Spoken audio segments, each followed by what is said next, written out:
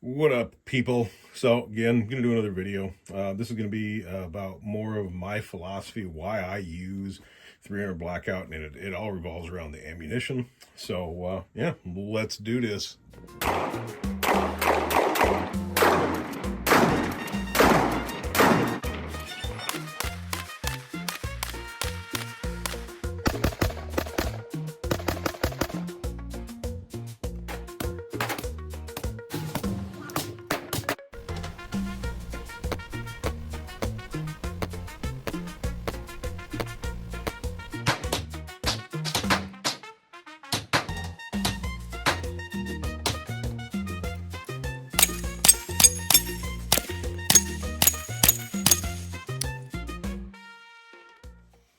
All right, so like I said, we're gonna talk about the ammo, why I really got into 300 Blackout, and all that good stuff. So I've had this rifle since I put it together around 2020, and in the sad face times for ammo. So most of us probably remember what that was. It wasn't that long ago, but it was kind of a hard time finding ammo for certain things. I wanted to build another rifle and wanted a different caliber. Had a couple 5.56 and all that good stuff. Wanted to go ahead and go for something new, and that was 300 Blackout. So at the time, ammunition was hard to find, but then I saw how easy it was to make your own 300 Blackout. So I know for a lot of people, if you don't reload, then you're probably not going to find this little talk we got going to be that useful or entertaining or whatever. So I do purchase factory loaded ammo. This guy, that guy, and that guy. So those are purchased. I'll go over that, why I like them and all that good stuff. But then I have my own hand loads. So this. So primarily I hand load a lot of 125 grain full metal jacket and the 220 grain subsonic loads. So as far as the factory ammunition goes, well, let's talk about why I like 300 Blackout. So with all the different types of ammo, and by the way, this is one of those things that probably goes for other calibers as well. But you, with your ammo selection, you can do a lot of different things with a 300 Blackout. So with 110 grain VMAX that we have here, that projectile, typically it was meant for a 308, and typically when it's coming out, I think it's around 2,400 feet per second. I could be wrong, but it's a low 2,000 plus feet per second range. It doesn't act the same way as it would inside of a 308. So this is a thinner copper jacket on this projectile compared to others that we have. So this is a varmint projectile for a 308. When you're pushing that over 3,000 feet per second and you hit hydraulic material, that projectile just disintegrates, right? And that's what it's made for. It's made for varmints. So at slower velocities, it still expands, it still opens up, but it has better retention. So better weight retention, excuse me. So it holds together better and it will push through a target. The 125 grain full metal jackets, that's just target ammo. The Winchester, they make the Winchester white box, they make a boat tail or a jacketed hollow point. So we all know that just because it's a hollow point doesn't mean that it's good for self-defense and things like that. It is a hollow point, but it is designed for training ammunition. So it does, the Winchester white box 300 Blackout and 125 grain works really well along with the Herters.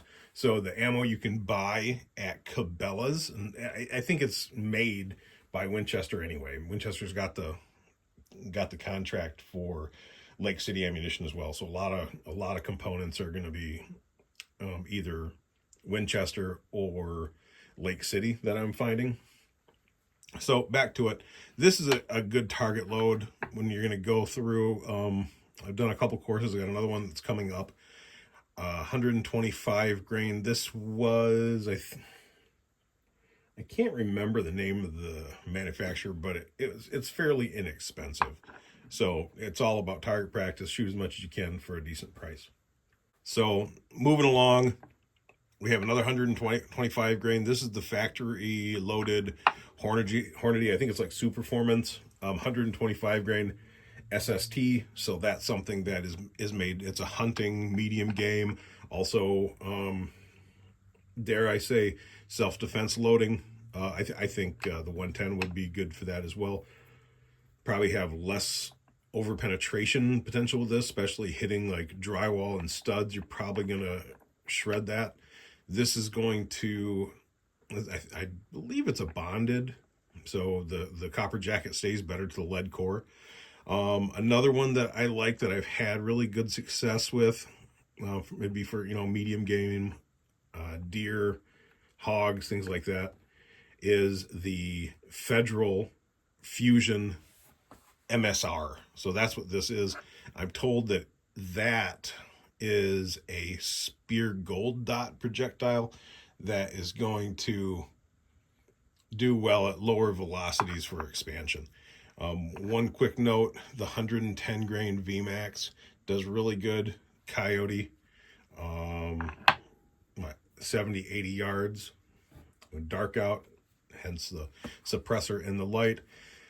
Just if you ever have to take coyote out and you're on your little homestead or on your farm or wherever you are, hit them with the white light. They stop moving. They'll stare at you. Hopefully they don't have a chicken or something in their mouth already. And yeah, that will definitely solve your problems. So back to it. This is something that I own. I could load for it. It's not, I have a couple boxes of it. I don't shoot much of it. That's 175 grain Sierra Match King. This is something that I saw a gentleman on YouTube talking about how it's barrier blind. It does really well going through windshields and things like that. If you had to, shooting through glass, it doesn't deflect. So I can see where that would be helpful. Then I have the 190 grain Hornady Sub X. So that's what I keep in a magazine for home defense. So works pretty decent. I would imagine. I have not done anything with it besides hitting paper. And then we have the 220 grain. I believe that's a Berries. So it's a lead projectile, so a lead bullet that's been copper plated. Works pretty well. The only thing is you have a lot of copper fouling when you're using those. So when you remove the suppressor, you will see that the muzzle brake will have like a bluish green tint to it, and that's lead oxide building up. So, don't want to breathe that in. We know why. Lead paint, lead, and all that. So, yeah, it works really well. It takes care of varmints really well. I do like it. Even shooting the supersonics, you're not going to have as loud of a blast when you have the suppressor on it. So the coyote, I shot in the dark at nighttime, and I had neighbors at my property there. So about a quarter mile away, and it's just one of those things. You hear the supersonic crack, but you don't hear the boom, just because you don't want to aggravate folks, even though they're a quarter mile plus away, or you have somebody driving by and they hear a boom. Don't need them calling the police. So with all this, magazines have been difficult sometimes. So I have the D&H, the metal mags. I am a fan of metal mags, and again, they all stick with the earth tones, browns, whatever you want to call it. So that particular magazine does not handle well any projectile that is not really, really pointy.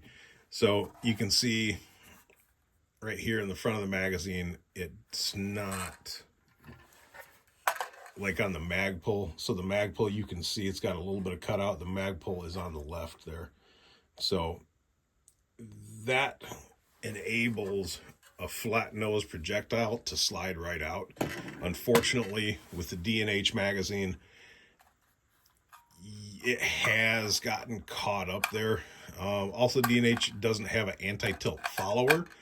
I tried to purchase anti-tilt followers. They just don't really work that well with the setup. So what I do, this is a great magazine for running the 125 grains. Either one of these and the 110 grain, it all goes really well through that. So subsonics, flat nose projectiles, they're going in that. I know the D&H does handle the 175 grain Sierra Match Kings, but like I said, I don't really have a whole lot of those mags loaded up anyway. Just it's too much of a niche, right? So back in the sad face times, back when the coof was prevalent and everybody's going nuts buying ammo and things like that, 300 Blackout was also one of the cartridges you couldn't find a lot of. You could find it, and it was overpriced. I'm a reloader. That's, I've got all my red protein jugs full of cases that I typically reload for. And I've always had a lot of 5.56. So when I put the 300 Blackout together, before putting it together, I started looking at videos on how to make your own cartridge, right? So that's a factory 300 Blackout. So this cartridge right here, when it started its life, it was a Federal 223 Remington. So it's super easy to chop off the shoulder from that bad devil right there and then flare it out. If you're going to do something like that, and this is the part where I know not everybody's going to be reloading, but if you're going to get into reloading, I think this is a fairly decent cartridge to get into. Just remember the lube. I have the expander ball, the piece that forms that mouth. If that is not lubed correctly, you will lose that expander ball, and then you'll have a stuck case too every now and then you're going to buy even more equipment that if you just use enough lube, you wouldn't have had to worry about. So, yeah, that's another Federal. So I started making my own just because I had 5-gallon buckets, a 223 and 5.56 brass just laying around. So I like to hand load match grade ammo for my 223 5.56. I only use Lake City brass, and that's all sorted right now. I sort it by year because I'm a weirdo. But anything that's not Lake City is going to get the shoulder chopped off and formed into 300 Blackout. So I do buy factory loadings 300 Blackout, especially if in my magazines for self-defense, that's all factory loaded. I do make some pretty premium stuff, but I mean, still, liability, use factory ammo if you have to. So I was able to chop a whole lot, like thousands of brass that I wasn't going to reload for my match grade loadings, right? So I chopped all those up, formed them, made them, and then boom. So I before the coof happened, I had 350 Legend. I still got the 350 Legend. But I was loading for it, and I bought a lot of powder for it just because I thought I was going to be more enthusiastic about the cartridge than I turned out to be.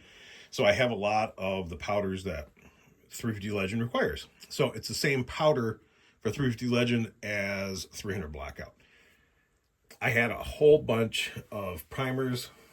Back in the day, we were buying bricks of primers for like $30-$35 for 1,000. Now you're talking, if you find them on sale, they might be $50, but typically their going range is going to be between $75 and $100. And that's just a rough estimate. I buy them when they're on sale still. Like if I can find them for $50, I get them for $50. But back, 7 years ago, when they were really, really cheap, I stacked up and bought a lot of them. So when all this happened, with the coof and all that, and you couldn't buy ammunition, I was making my own, and I was able to make a lot of it. So yeah, it's a good cartridge. It's something, like I said, I kind of like when I was using the Troy Tomahawk, it was kind of like my meme gun. I didn't think it was going to be as good as it was. Then I started to notice the accuracy potential, especially with 110 grains. And like I said, I had 30 acres, little hobby farm homestead, and had a bunch of animals on it, my own livestock, things like that, and a bunch of chickens, ducks, and just things critters like to eat. And a short, nice little compact package like this is that's suppressed, I was able to take out several varmints with this setup, and it worked really well. I did have an LPVO on it at one point. Some of the critters that I had to dispatch were a little bit smaller, even at 30 yards, where you're trying to go after a weasel or a mink, and the magnified optic, the LPVO that I had a 1:6 on this, and that helped zoom in, and it 30 yards it was done. And one nice thing about this too, pretty much all of what I have here, all patterns pretty much the same at like up to like 50 yards, 30 to 50 yards. So after 30 yards, you're really going to notice the drop off from the subsonic ammunition. You're going to see that drops off pretty substantially, and then out to 100, it's like you're calling in artillery, you're dropping mortars, you're going to be aiming pretty high. So this setup for me, it's like 0 to 200 yard setup. I got a red dot I don't have, and the Trigicon MRO really sucks anyway when you put a magnifier on it. So it's not magnified, it's just a 1 power optic. Well, it's 1.25. No, it's 1 power optic that I'm not really making precision shots anymore. But I can accurately hit like a 4-inch disc, out to 80, 100 yards. Especially if I'm resting the rifle on something, guaranteed I'm gonna schwack something at 100 yards. Larger targets, it's really not a big deal. There was a range that I was at, just 50-yard targets. Unfortunately, the audio wasn't very good for that. So, me making videos, I'm really not that great with it yet. So don't have the best equipment. But I had an action camera, and it just wouldn't really pick up the steel getting thwacked at 50 yards. So it was really repetitive. It's really accurate with the setup that it has right now for taking down targets. So yeah, I know it's not for everybody. I know it can be expensive, especially if you're stockpiling factory ammunition. Yeah, it's expensive. It's more expensive than a 5.56. It's your money. Do what you want with it. If you want to only run 300 Blackout, cool.